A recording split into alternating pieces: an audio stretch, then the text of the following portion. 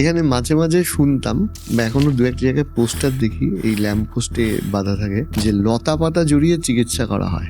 মানে এগুলো কি অ্যাকচুয়ালি কাজে দেয় না জাস্ট আই ওয়াশ?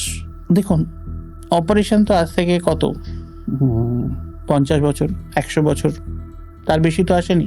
তার আগেও তো মানুষের হাত ভাঙতো, চিকিৎসা তো এইভাবেই হতো।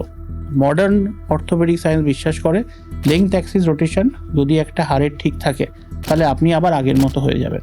এই যে লতা পাতা বেঁধে চিকিৎসা হয়, এটাতে বেশিরভাগ ক্ষেত্রে এই তিনটে জিনিস মেনটেন থাকে না।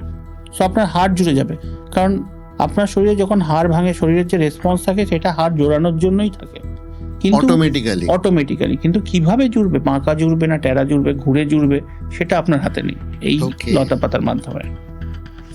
মানে ফলত আগের পরিস্থিতিতে নাও ফিরে যেতে পারে। একদম।